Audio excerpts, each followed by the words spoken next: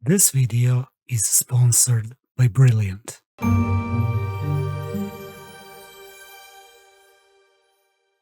We're going to start our problem with a square. Then inside this square, we will inscribe another smaller square. Now inside the bottom right triangle in our sketch, we will inscribe a small circle with the area of 4 pi. And let's say that the area of the triangle on the top left equals to 24. The question is, can we somehow calculate the area of our inner red square? This question was sent to me by one of my subscribers, Antoine.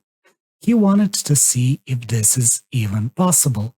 And, of course, the answer is yes. But if you guys want to try this out for yourself, you can pause the video right now, as always, and then come back and check the solution. Alright, so let's solve this one together. So first, I'm going to start by labeling all the vertices of our big square as A, B, C, and D, and the vertices of the square inside it as E, F, G, H. Now, for the moment, let's take a look at the triangle on the top left, the triangle DHG. Of course, this is the right angle triangle, since the angle at the point D must be the right angle because it is the angle of the square. Now, let's label the acute angle of this triangle at the point H as alpha. Since the sum of all interior angles inside any triangle is 180 degrees, this means that the remaining acute angle at the point G must be 90 degrees minus alpha. Now, if you take a look at the angle HGF, you can notice that this angle is also the right angle, since it is the angle of the square. And the overall angle at the point G must be 180 degrees. So this implies that the remaining acute angle at the point G must be angle alpha once again. Now, let's take a look at the triangle GCF. It is also the right angle triangle, so this means that the acute angle at the point F must be again 90 degrees minus alpha. And we know that the angle GFE is right angle, so again we can conclude that the remaining acute angle at the point F must be angle alpha.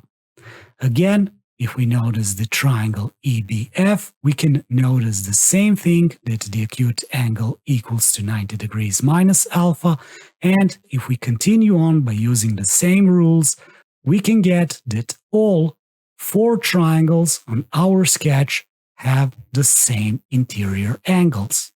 This means that those 4 triangles are similar.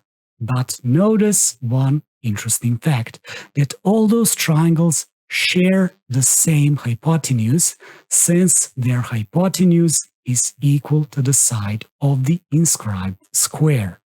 So, by using the angle-side-angle theorem, we can conclude that those 4 triangles are, in fact, congruent. And there's also a really nice way to confirm this. You can actually take the top left triangle, DGH, and you can use the transformation and rotation of this triangle and place it all over the other triangles, and you will also get the same fact that those triangles are indeed congruent. Now, since our triangle on the top left has the area of 24, this means that the other triangles share the same area. Now, if you really want to get comfortable with ideas like rotation and transformations, this is exactly the kind of thing I like to practice in more interactive way. That's actually one of the reasons I've been using Brilliant. Their courses on topics like coordinate transformations break those concepts down step by step. And you're not just memorizing rules, you're actually understanding what's going on. What I really like is that you don't just watch someone explain it, you're actually solving problems yourself, which makes a huge difference. Their courses are created by educators from MIT, Harvard, and Stanford, and they are designed for everyone, from age 10 to 110, whether you're just starting out or already diving deeper into mathematics. And everything is interactive too. You're constantly testing ideas and getting immediate feedback, which honestly helps concepts stick much better. They also have courses in logic, AI, and coding, so it's not just math, it's a full problem-solving platform. So, since Brilliant is sponsoring this video, you can get 30 days for free using the link in the description or the QR code on the screen, plus 20% off an annual subscription. And that's a really nice deal. Alright, so let's get back to our problem. And now, for the simplicity's sake, let's label the remaining legs of our right-angled triangle as A and B. And since we know that the area of any right-angled triangle is equal to the product of its legs over 2, we can substitute this area for 24. Now we can simplify everything by 2 and get that the product of A and B equals 48. Now let's simplify our image and let's take a look at the inscribed circle. We know that the area of any circle equals to pi r squared, and we know that the area of our circle is 4 pi. So if we cancel out pi on both sides, we will get that r squared equals 4, which means that r equals 2. Alright, so now we also have the value of radius of in circle, and this is a great time for us to use one really awesome formula. And this formula only applies for in radius of right angle triangle. And as a reminder, this formula states that in radius equals to the quantity of the sum of the legs of the right angle triangle minus its hypotenuse over 2. So this problem is a perfect example how to use this formula. We will substitute the value of our radius, multiply everything by 2, and work through this a little bit to get that C equals to A plus B minus 4. Finally, we're going to use a final formula, and you already probably guessed it. Since this is the right-angled triangle, we're going to use the Pythagorean theorem that c squared equals to a squared plus b squared. Now, from here, we have a variety of ways to solve this. But in this video, I'm going to share with you two different methods how to approach this.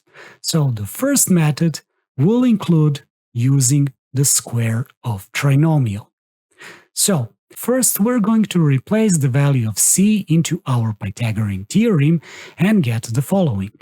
Here you can see that on the left side of the equation, we have the square of trinomial. And if you don't know or forgot the formula for expanding the square of trinomial, well, this formula looks something like this. So we're just going to use it and expand the left side with it and get the following. Here you can see that we have a squared and b squared on both sides of the equation, so we're going to cancel them first. Then we're going to simplify our equation by 2 and get the following. Now, notice that on the second term of our newly formed equation, we have a times b. And we already have the value of a times b, which equals 48, so we can substitute this value in. Now we can work through this, and once again we can simplify by 4 and get that a plus b equals 14. Now we're going to play around a little bit with our Pythagorean theorem once again. We're going to add 2ab and minus 2ab into our equation. This is not going to change anything, but with this we're going to get one really awesome thing, and that is the expanded version of square of binomial. So, if we substitute this with square of binomial, we will get the following. Here we can just plug in our values for a times b and a plus b, and we can just work through this and get that c squared is equal to 100. But remember, we're looking for the area of our red square, and the area of this square must be c squared. So since we have the value of c squared, we can conclude that the area of the red square must be equal to 100 squared units, and this is our solution. Now let me show you another method which I think it's a little bit faster. And for this method, we're also going to transform our Pythagorean theorem. But before that, let's rewrite the formula for the hypotenuse C on the top right. Let's rewrite it in terms of a plus b. Now, again, we will transform the formula for Pythagorean theorem in exactly the same way as we did in our method number 1 to get the square of binomial. And when we do this, we will just substitute the value of a times b and a plus b once again. But this time, we will only get one unknown c. Now we will expand by using the square of binomial, and we can cancel out c squared on both sides of the equation, which means that c must have the length of 10. Now, again, we're looking for the area of the red square with the side c, so the area must be equal to c squared. We're just going to substitute the value of c and get that our area equals to 100 squared units. And as you can see, again, we have the same solution.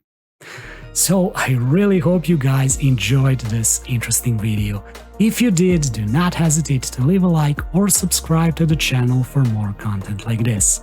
As always, if you found another way to solve this problem, write it down in the comment section below. And until next time, see you guys and take care.